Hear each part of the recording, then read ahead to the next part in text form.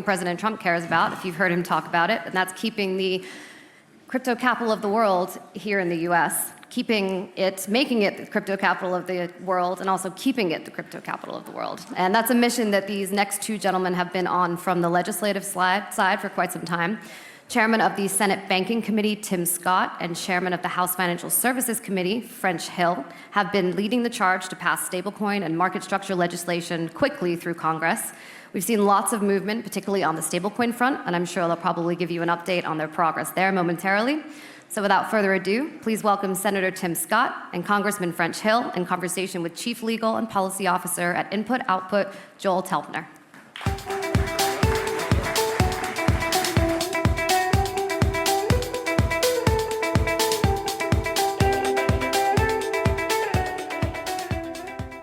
Good morning, everybody. So next to me, I really shouldn't have to introduce you guys, everybody knows who you are, but I have Senator Scott, Chairman of the Senate Banking Committee, and Representative French Hill, who is Chairman of the House Financial Services Committee. And by the way, Congressman, I understand that there was a recent executive order signed by the President, and you will be changing your name to American Hill. Is that? That's good. I remember freedom fries after 9/11, so yeah, that's good. So we're going to talk about legislation and regulation, but I really want to start with something a little bit more personal. I know why all the people in the room are here and how important digital assets in blockchain are to all of us. But why is this a priority for you? Because this certainly is not a priority for everybody in Congress, but the two of you see this as a priority, and I just want to know why. For me, it's kind of a simple reason. Having grown up in a single-parent household in poverty, the one thing that's motivated me in public service is thinking about the challenges my mother had, meeting the simple obligations of life. You hit a light switch, you want it to come on, but if you don't have enough money, it doesn't come on. The whole theory of democratization, making it easier for her to pay her bills, to have access to the financial system. I look at the lessons taught to me by my nephew, little Ben, about the crypto world and how democratization is embedded in the notion of digital assets. And if I wanted to do the right thing for those single mothers working hard, for those Americans who look at the American dream and really wonder, does it really work in neighborhoods like mine? This opportunity is once in a lifetime. And so leaning into it a few years ago because of watching my mother work really hard and having a nephew who's invested heavily and done really well in this business, it really whetted my appetite to take a second look at it and start dabbling in it myself. And I'm now excited about where we are in the alignment, working with French, who is brilliant on all things banking and digital assets, and having the White House leaning in and leading the charge. It's time for us to make sure that innovation happens in America before regulation keeps it out of our country. That's a good start.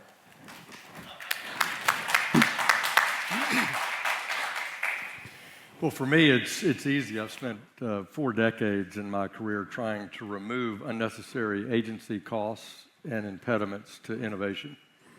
And when I look at what's available through blockchain and going to Web3, I think it's essential for American leadership. So I share my good friend Chairman Scott's views about the inclusive nature of a payment system that's on a blockchain, and we're going to talk more about that today.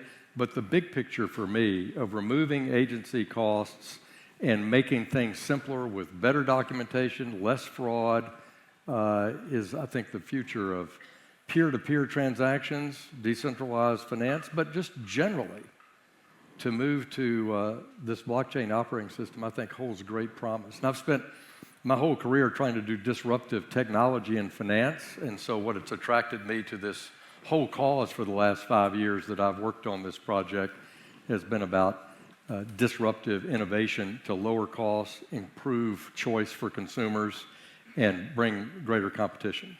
I think it's great that we actually now have an opportunity to talk about these things and how this industry can help solve those problems.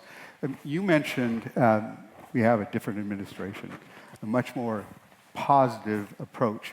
And the president has done and is doing a lot by executive action, but that's not the end game, I assume. So at some point, Congress needs to play a role. So where do you play vis-a-vis all of the executive actions that we've seen so far? Yeah, well, look, first of all, I think Tim would agree with me that law is made in Congress, not by executive order. What executive orders do for a president is deliver on his priorities or her priorities. What do they think is important? And how can they take executive action within the laws of the land to improve an outcome in that priority?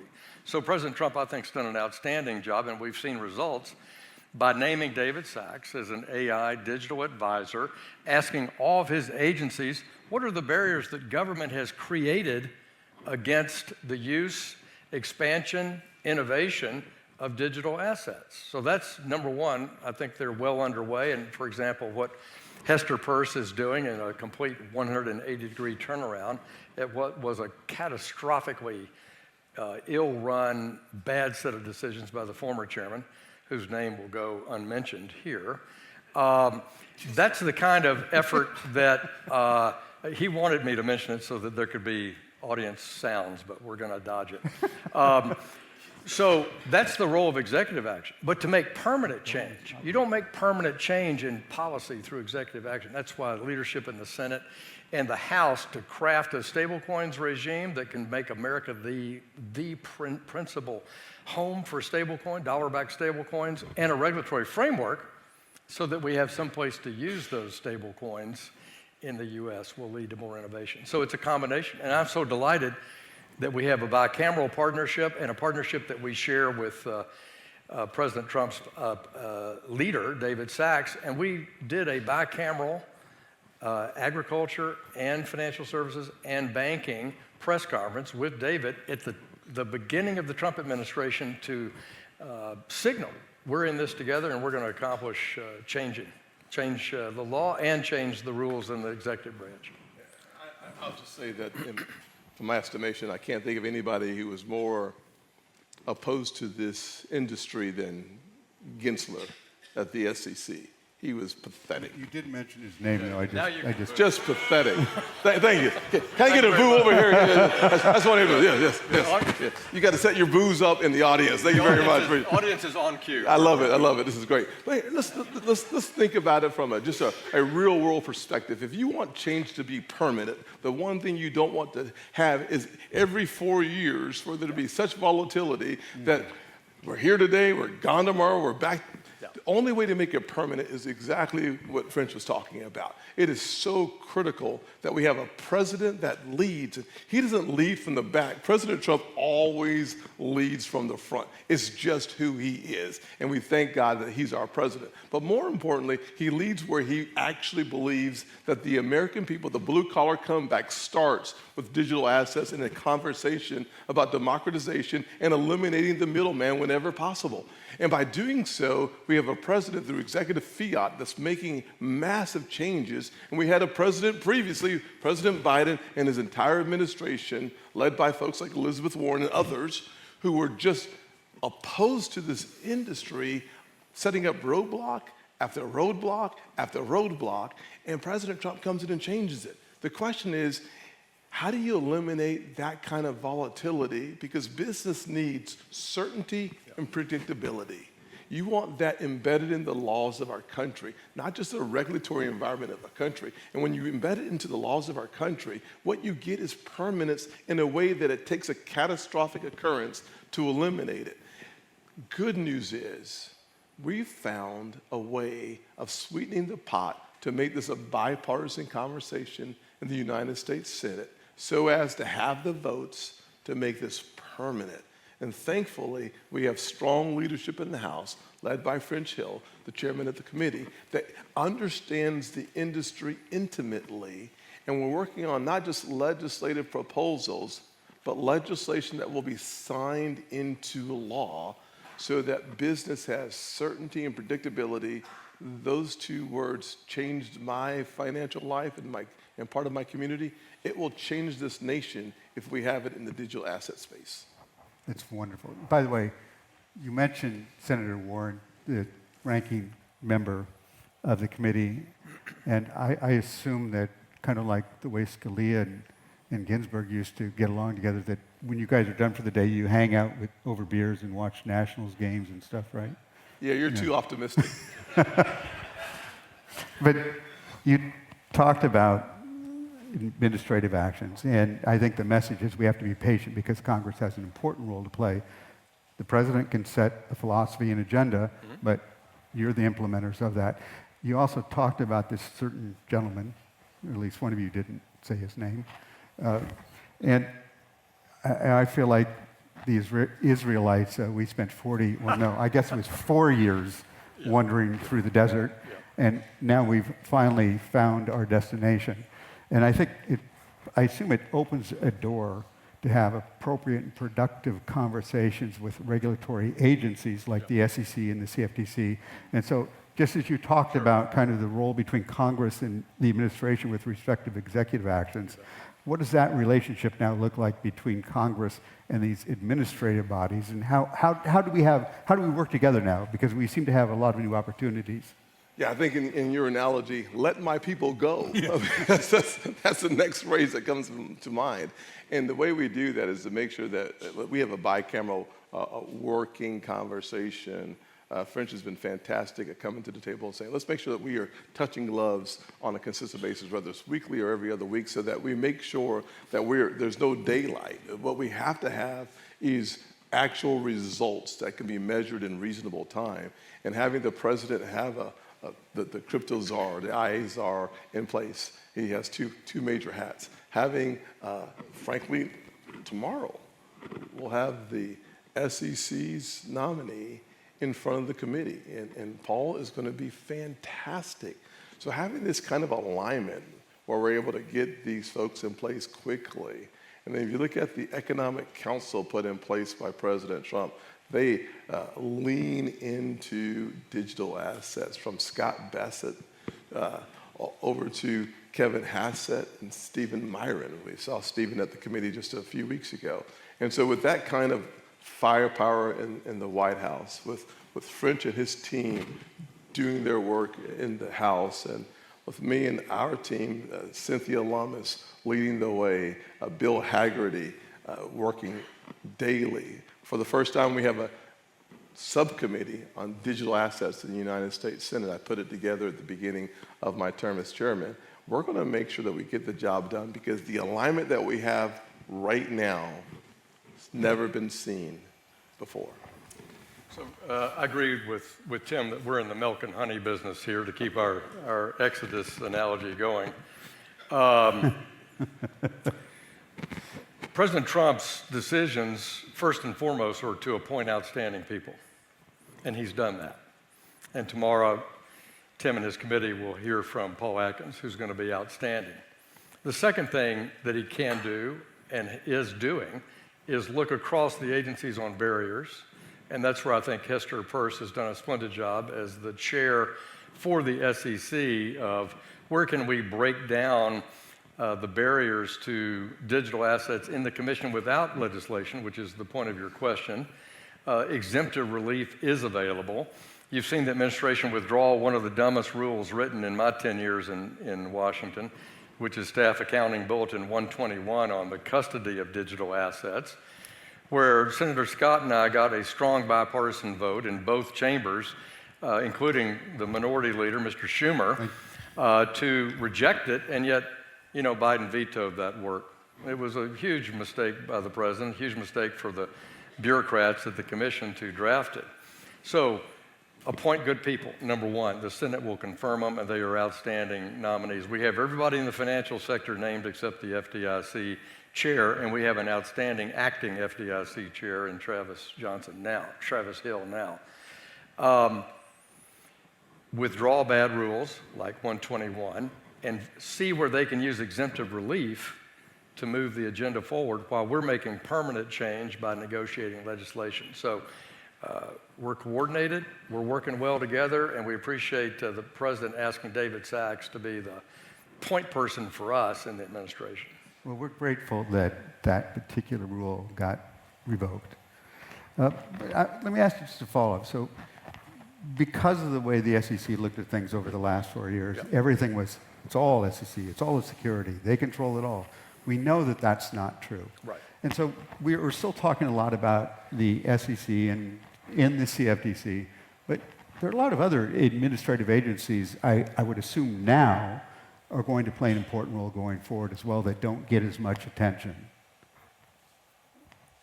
I mean, Well, I mean, just to carry out the thought, there are things that are not a commodity and not a security. right. So they're subject to being a thing in our economy. So maybe the FTC plays some role in consumer affairs in some manner, or the states, but I mean, they just exist. So an NFT, I'm not sure, is covered necessarily in that manner. When we look at the future of decentralized finance, I mean, that will require some fit-for-purpose work along the way, but that's beyond, in a way, the scope of what we're tackling by creating a dollar-backed stablecoin and creating a regulatory framework that makes a distinction for tokens between being neither a security or a commodity, or one or the other, and making sure they have the right place to trade. You know, one of the things that Charles on the front row here, who's on the panel before, I've spent some time with Charles, and he's always in education, as you already know. And one of the things we were talking about is that this parallel universe where we have CFTC versus the SEC, we have digital assets, we have digital assets that are securities, and digital assets are seen as commodities or securities. And Charles was like, Tim, there are like a dozen other applications which would include the military and beyond. And, Absolutely. and so trying to find a way to create a structure that works beyond the two the major categories, I think, is why he asked for a thoughtful approach to market structure that considers more, obviously Cynthia Lummis and her legislation, the ancillary assets that allowed for the fork in the road to be decided in a process. I think that for us to contemplate it long term is important, as long as we get to the finish line between now and August. Because what we don't want is to waste the opportunity of the alignment that we have. But to your point, other areas of the government that will be really important in this conversation includes the OCC. The acting comptroller, Rodney Hood, just affirmed the legislation that I sponsored, the FIRM Act, that said that debanking is based on reputational risk, is being purged from their operating documents so as to allow for the digital asset space to be banked. Having no ability to have the banks participating in this process is a problem. And frankly, Wyoming went their own way and created their own framework that was helpful. But we don't want impediments. We want progress. And competition is frankly good. And that's what we're trying to make sure that we have and how we achieve it. So OCC, FDIC, SEC, the entire alphabet soup within our financial footprint, all important, but so is the military and beyond. And so I think we'll see multiple applications as we consider the real world opportunities that are unfolding, and some, according to Charles, is brilliant, yet to be seen applications. And so we're looking forward to that future as well. I think that's an important point, and that's why I think it's important to think about David Sachs as digital assets, artificial intelligence leader for President Trump. This goes way beyond finance. We're talking about finance and what's a tokenized dollar-backed stablecoin payment and how one uses blockchain in a financial function and how one can apply tokenization of real-world assets or decentralized finance, because that's what we do. But there's a whole world out there that was my opening comment, that's the forest, not trees in the forest. Yeah. That is the use of blockchain operating systems to, as I say, lower agency costs, lower friction in the system, increase documentations, be able to do programmable work to, I think, benefit both consumers in a military context and in an industrial context. I see it every day. People aren't talking about it because they're afraid of being attacked by some federal regulator. And so that's why I'm so pleased that we have a change in tone in DC and that we can do our work in an effective way. And if we're successful, then the application of blockchain way beyond finance will be even more successful. It's so wonderful to hear this because if you think about it, we were taking laws that are almost 100 years old that were written to regulate securities transactions when they were pieces of paper and trying to apply them to digital programmable software. It is impossible. And so thank you for that. So this leads us, I think, into the legislative aspect of what both of you are championing right now. This panel was titled Keeping America the Crypto Capital. I think that was aspirational, to be honest. I think we should be and we will be, but I don't think we are right now because we've let a lot of other countries innovate while we have been stymied. And so if we look at capital markets, for example, that are, for the most part, global, we've seen a lot of, over the years, many years, harmonization among the regulations of different countries. So as we start to claim our role in this, how do we look at these other countries? What do we have to do as far as harmonization and taking into consideration some of the innovation that we've already seen outside of the United States?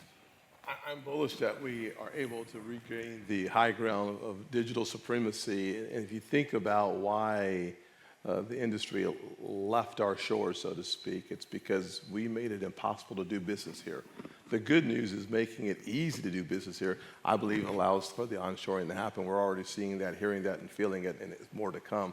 I think what we have to do is make sure that we continue to be that city on the hill perspective, or at least our approach. And by doing that, I think we attract more folks here with the simple concept of innovation before regulation. And to the extent that we have a light touch framework put in place, it allows for folks to make this to destiny. And then we will be able to regain that supremacy. We do not have it now. We lost it through the challenges and the roadblocks put in place by the Biden administration. The only way to regain that position and to have the conversation really start and or arrive here is to have the Trump administration do what they've done, which is to be not just open for business, but to be bullish about doing business here. Not be afraid of it. Not at all. Just to that point, not to be afraid of it. My mother's a wonderful person, and I love her a lot, and she was asking me about, I was celebrating the Genius Act, and she's like, well, what is the Genius Act? And I said, well, stablecoin. And she was like, stable who? I was like, stablecoin. She's like, well, what is a stablecoin? I said, Mom, just think about it this way. It's like having a traveler's check on the blockchain.